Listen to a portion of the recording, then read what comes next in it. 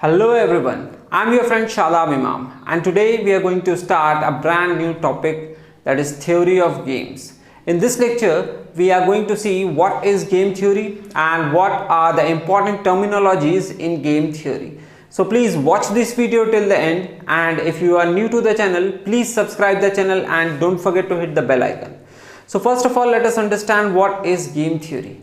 Basically, game theory deals with the decision situations in which two equally intelligent opponents with conflicting objectives are trying to find the optimal outcome in a game. Now just move towards the important terminologies that are being used in game theory. So first one is game. What is game? It is an activity between two or more players involving activities by each player according to a set of rules, at the end of which each player receives some benefits or suffers loss. So basically, game is the activity between two players according to a predefined set of rules, and as a result of that, each player either receives some benefits or suffers loss. So basically this is the game. Now let us move ahead. The second term is a play. A play of a game is said to occur when each player chooses one of his course of action. So we need to understand that each player will have certain strategies for them, or we can say certain choices or certain alternatives. Now when each player chooses one of these alternatives or one of these strategies, then the play is said to occur. Now let us move ahead. The third term is payoff. So it is the gain or loss a player gets at the end of each play. The payoff metrics for each and every player are fixed and specified in advance and are known to each player. So basically, whenever a play occurs, there is an outcome of certain play. Suppose in this particular matrix, we can see that there is player A, which is having the strategies A1, A2 up to AM. Similarly, there is player B, which is also having certain strategies B1, B2 up to Bn. And if player A chooses strategy A1 and player B chooses strategy B1, as a result of that, outcome will be A11, and this can be any numerical value. So this outcome is the payoff. So, and we can see that if player A plays strategy A1, player B plays strategy B2, the outcome will be this. Similarly, if player A plays strategy A2 and player B plays strategy B1, outcome will be this. So when these outcomes are arranged in the form of matrix, it is called payoff matrix. So this is called payoff matrix. Now as we can see in this matrix, this is the payoff matrix for player A. That means that if player A plays strategy A1 and player B plays strategy B1, then the outcome is A11. That means player A gains the value A11, or we can say player B loses the value A11. Similarly, we can also prepare a payoff matrix for B also. In that, the values will be in negative form. That means for this particular strategy, there will be minus A11 for payoff matrix for B, or we can say each of the outcome will be termed as negative when we are preparing the payoff matrix for player B. Right now, this is payoff matrix for player A, and we do not need to draw or to make both the matrix, that means payoff matrix for A as well as payoff matrix for B, because the payoff matrix for B will be exactly negative of this particular matrix. So we do not need to again prepare a matrix which we call the payoff matrix for player B. So this will be enough. This is payoff matrix for player A. And now it is saying that these payoff values or these outcomes are fixed and are specified in advance to each player. That means player A also know that player B has strategy B1, B2, B3 up to Bn, and if A plays A1, B plays B1, the outcome will be A11. So each player knows the total strategies that other player has and the outcome it will make, but it does not know which strategy the other player is going to play at that particular point of time. So this is the payoff matrix, and it is known to each of the player what are the strategies and what will be the possible outcome of these strategies. Now let us move ahead. Next term is pure strategy.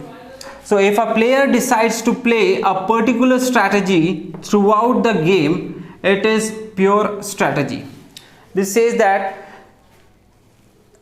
in this particular matrix only we can see that player A has number of strategies, similarly player B has number of strategies, and if player A decides to play strategy 2 and player B also decides to play strategy 2, that is B2, then the outcome will be this, and it shows that this strategy A2 is more dominant than other two or other remaining strategies for player A1. Similarly, the strategy 2 for player B is more dominant than the other strategies for player B.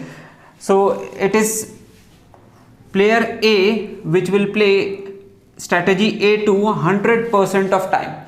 So if the play has been carrying for a longer period of time and player A and B both are playing a single strategy whole amount of time, then we can say that it is a pure strategy. And now mixed strategy. It is the selection among strategies with fixed probabilities. Now in mixed strategies we can see that if player A plays any strategy, let us say player A plays strategy A1 and player B plays strategy B1.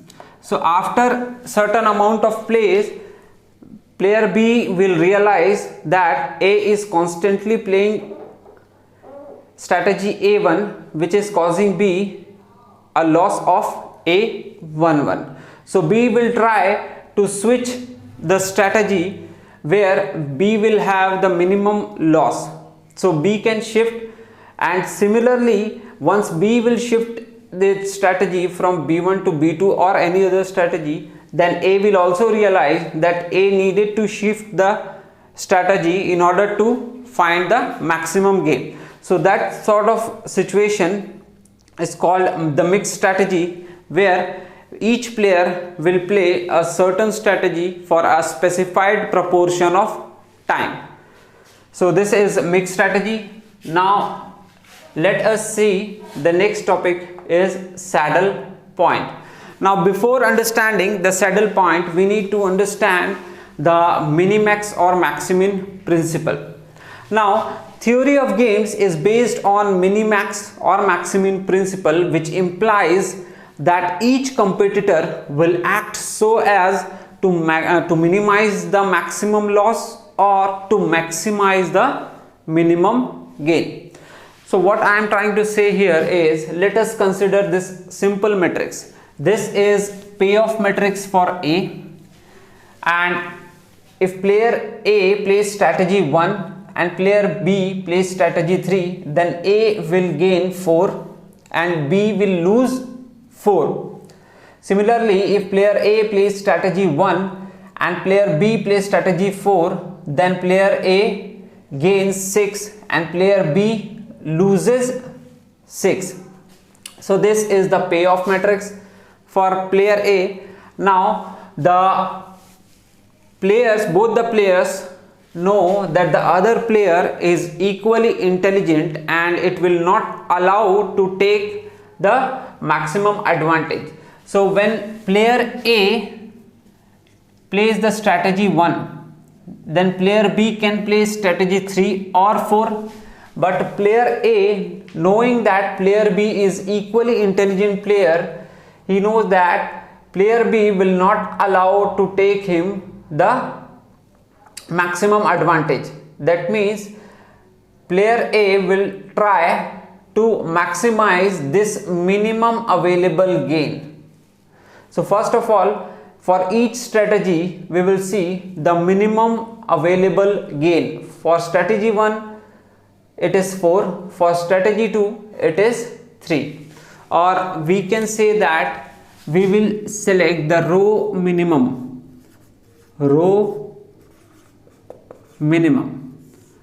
and in each row we have the minimum value as 4, so this will be plus 4, and in this strategy it is 3, this is plus 3. Now player A will try to maximize among these two minimum available gain. Okay, so now among these two the maximum value is this, so player A will try to maximize this, and this value is known as maxi-min value. Similarly, when we see player B will try to minimize the maximum loss it can occur. So player B, if player B plays strategy 3, then player A can play 1 or 2. So player B knows that player A is an equally intelligent player, and it will try to cause the maximum loss to player B. So what player B will do is player B will try to minimize the maximum loss. So first of all we will select the maximum loss in each strategy. So we can say that we will need to calculate the column max, that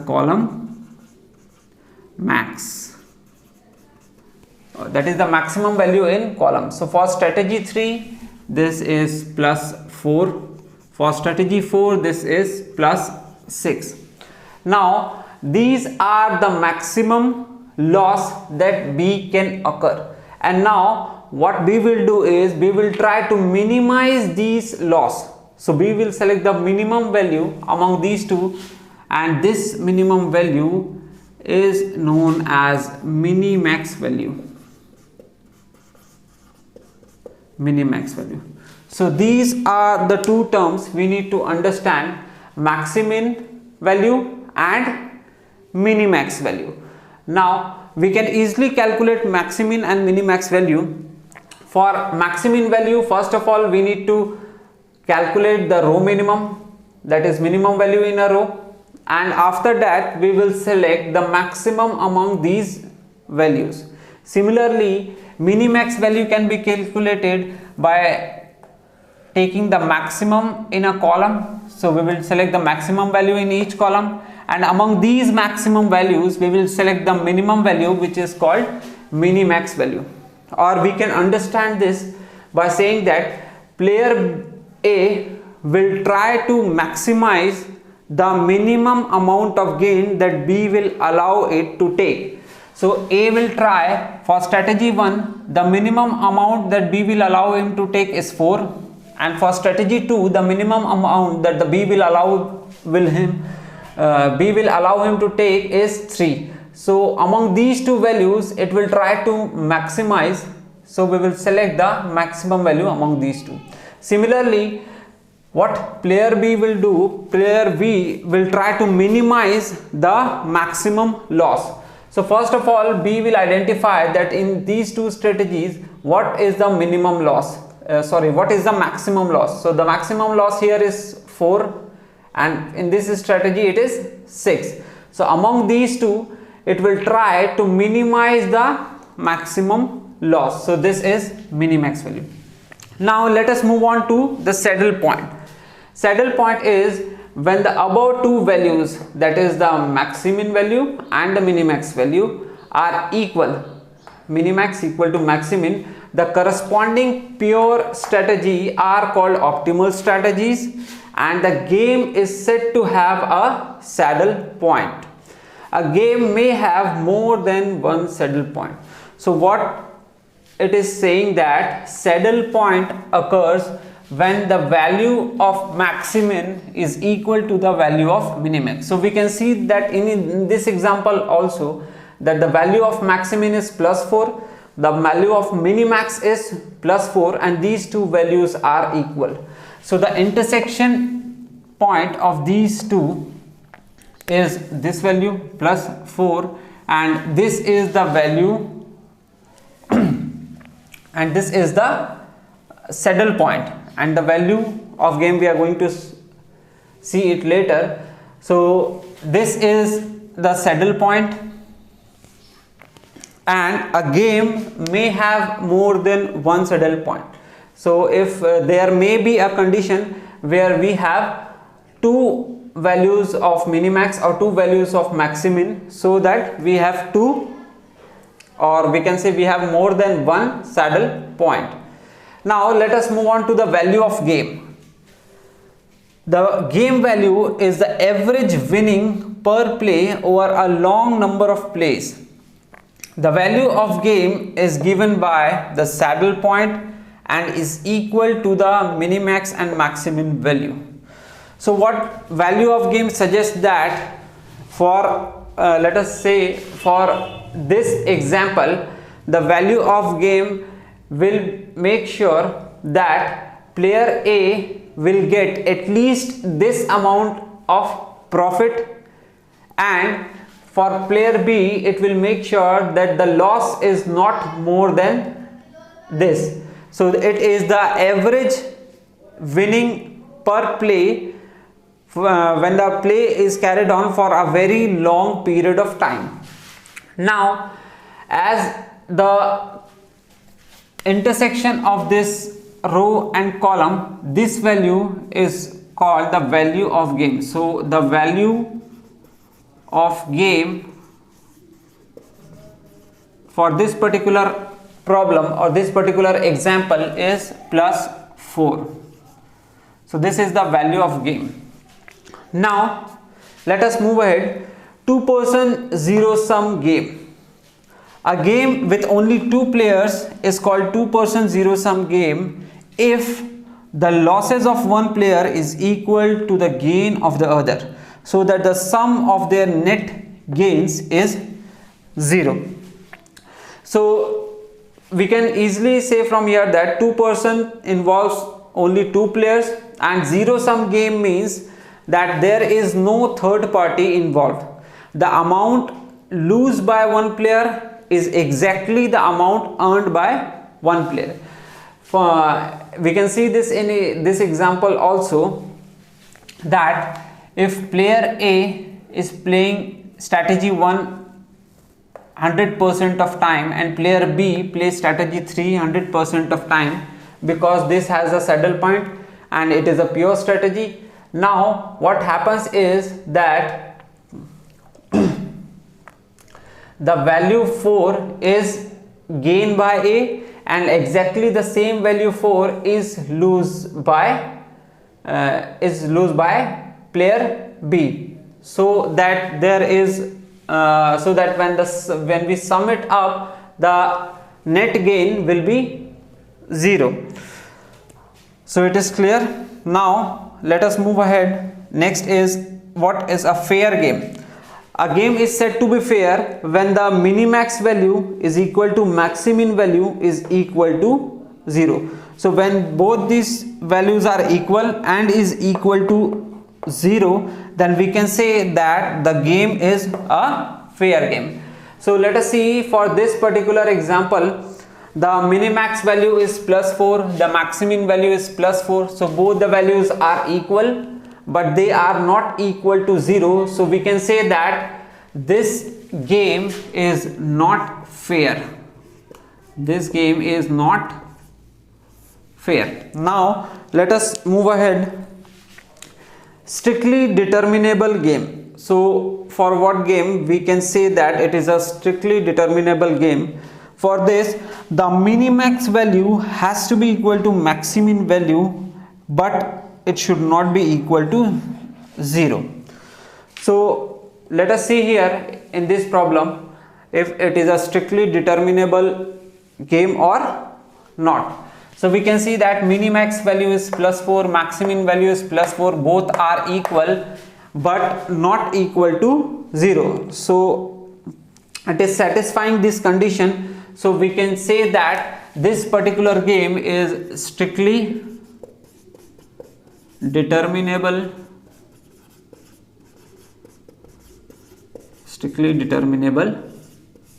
game.